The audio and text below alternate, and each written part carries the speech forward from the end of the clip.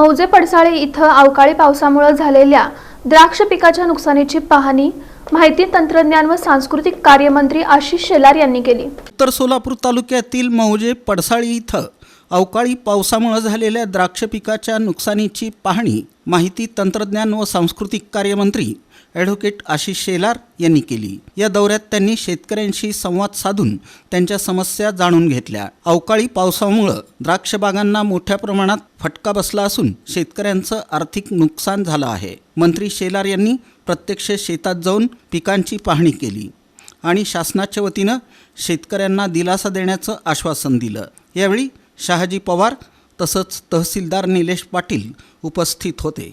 त्यांनी नुकसानीबाबत प्राथमिक माहिती दिली। शेतकऱ्यांना तातडीनं मदत मिळावी यासाठी प्रशासनाकडून आवश्यक ती कार्यवाही करण्यात येईल असं आश्वासनही देण्यात आलं। मला ज्यावेळेला ही माहिती कळाली की परवाला अतिवृष्टी किंवा अवकाळी म्हणून वारं ज्या पद्धतीने वाहिलं त्यामध्ये इथल्या बागेचं मोठं नुकसान झालं आणि फळपिकाचंही मोठं नुकसान झालं। तेव्हा मी म्हटलं जरा आपण इथे शेतकऱ्यांना भेटलं पाहिजे। झालेल्या नुकसानाच्या बद्दल शासकीय यंत्रणा जागृत करून पंचनामे करणं, शासनाच्या निर्णयाप्रमाणे आमच्या बागायतदाराला शेतकऱ्याला त्या ठिकाणी मदत मिळणं आणि त्याचं झालेलं नुकसान हे खूप मोठ्या प्रमाणात आहे। त्यामुळे सरकार दरबारी या सगळ्यातली माहितीसुद्धा देणं आणि शासन निर्णयामध्ये अजून काय मदत करता येऊ शकेल या सगळ्यासाठी मी स्वतः या बागेत आलो।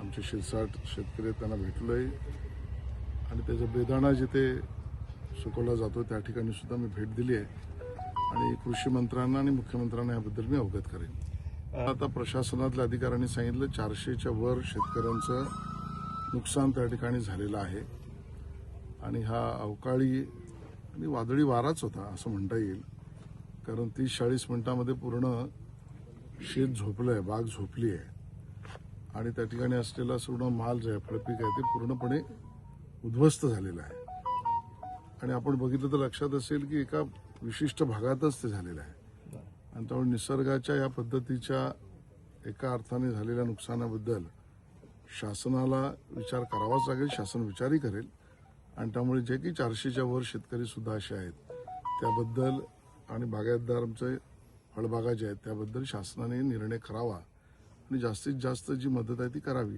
अशीच भूमिका आमची राहील। यावेळी नुकसानग्रस्त शेतकरी मोठ्या संख्येनं उपस्थित होते। या पाहणी दौऱ्यामुळे शेतकऱ्यांमध्ये दिलासा निर्माण झाला असून शासन त्यांच्या पाठीशी उभं राहील असा विश्वास व्यक्त करण्यात आला।